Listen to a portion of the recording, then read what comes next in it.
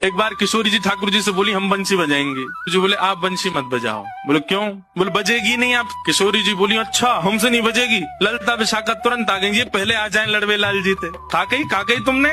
बोले मैं यूँ कह रहा हूँ कि हमारी शामाजू बंसी ना बजा पाएंगी। अच्छा हमारी लाडली जू जब चले ना तो उनके पामन की नूपुर उनकी ध्वनि पे राग रागनी वारे वारे जामे, और तुम यूँ कह रहे हो हमारी लाडली जी बंसी ना बजा पाएंगी।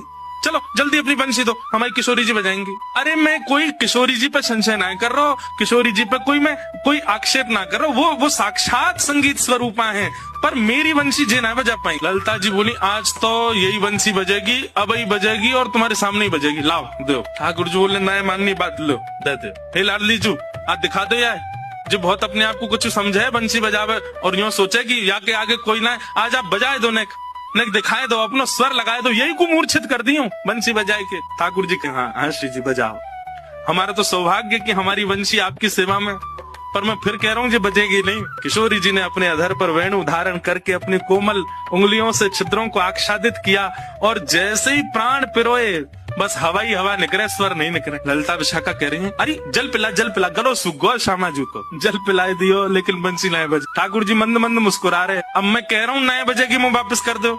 अरे श्यामाजू जी बहुत मायावी है, ये अपनी माया ते कछु कर सके, याने जरूर बंसी बांध दी होगी, याने बंसी को टोना टोटका करके बाकी स्वर सबरे अंतर ध्यान कर दिए, नहीं तो हमारी श्यामाजू कोई स्वर को कोई संगीत के वाद्य को स्पर्श कर दे, अरे स्पर्श मात्र से बजन लगे, ये बंसी क्यों ना बज रही है। ठाकुर जी बोले पहले वंशी वापस करो फिर बताऊंगा। किशोरी जी ने वंशी वापस करी। ठाकुर जी बोले अच्छा एक बात बताओ, आप वंशी को वादन करते समय मन में कौन को चिंतन कर रही?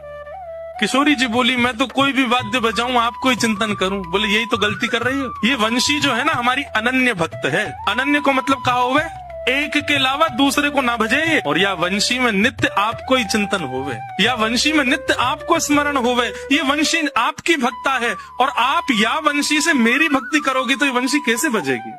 हे श्यामाजू आप नेत्र बंद करके अपनो ही चिंतन करो, मतलब अपने स्वरूप को ध्यान करो, जब आप अपनो ध्यान करोगी तब ये वंशी बजेगी, क्योंकि या वंशी में तो नित्य आपको ही गायन की हो जाए। किशोरी जी ने अधर पर वंशी रख के जैसे स्वयं को स्मरण किया, अपने रूप नेत्र आदीन को स्मरण किया, अपनो ही स्मरण करके जैसे वंशी अधर पर धरी बिना फूंक के वंशी बजन लगी। किशोरी जी के नेत्र सजल है गए, आपकी या अनन्य प्रेम पे ही तो मेरा मन करे कि मैं वारी वारी जाऊं। राधे राधे।